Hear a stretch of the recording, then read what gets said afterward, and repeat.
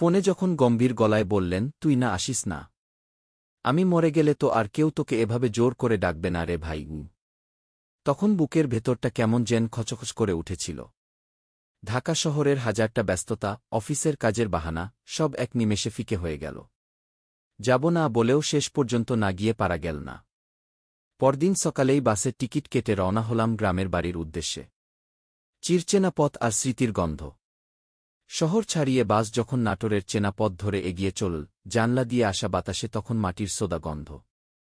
যতদূর চোখ যায় সবুজ মাঠ আর চেনা বিলের ধারের গাছপালা। গ্রামের মোড়ে যখন বাস থেকে নামলাম তখন সূর্যটা ঠিক মাথার উপর। সেখান থেকে ভ্যান নিয়ে একদম বাড়ির উঠোনে। ভ্যান থেকে নামতেই দেখি বড় ভাই বারান্দার ইজি চেয়ারটায় বসে আছেন। মাথার চুলগুলো আগের চেয়ে আরও কিছুটা পেকেছে, কপালে বয়সের হালকা ভাঁজ। কিন্তু আমাকে দেখেই তার চোখে মুখে যে আনন্দটা খেলে গেল, তা কোনো শহরের আলো ঝলমলে হাসির চেয়েও দামি। বড় ভাই চেয়ার ছেড়ে উঠে এসে পিঠে একটা চাপড় মেরে বললেন, কি রে, শেষমেশ আসলি তাহলে? বলছিলি তো অনেক কাজ। আমি হেসে বললাম, তোমার ওই কথার ওপর আর কথা বলা যায় বড়দা? দুপুরের আড্ডা আর হারিয়ে যাওয়ার দিন। দুপুরে একদম খাঁটি গ্রামীণ আয়োজন। গরম ভাত, বিলের তাজা মাছের ঝোল আর খাঁটি সর্ষে বাটা। বড় ভাই নিজে পাশে বসে থেকে তরকারি তুলে দিচ্ছিলেন, ঠিক যেমনটা ছোটবেলায় মা দিতেন।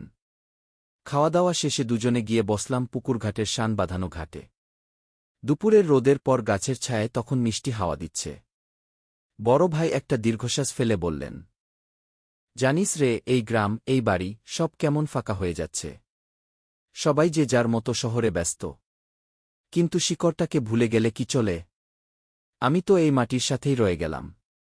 তোরা যখন আসিস মনে হয় ঘরটায় আবার প্রাণ ফিরে এসেছে গি। আমি বড় ভাইয়ের মুখের দিকে তাকালাম। এই মানুষটা সারা জীবন নিজে কষ্ট করে আমাদের আগলে রেখেছেন, পড়াশোনা করিয়ে শহরে পাঠিয়েছেন। আজ তিনি একা, কিন্তু তার মনটা এখনও সেই আগের মতোই আমাদের জন্য ব্যাকুল হয়ে থাকে। এক অদ্ভুত শান্তি। বিকেলের নরম আলোয় দুজনে মিলে গ্রামের মেঠো পথ ধরে খানিকটা হাঁটলাম। চেনা মানুষজন দেখেই কুশল বিনিময় করল।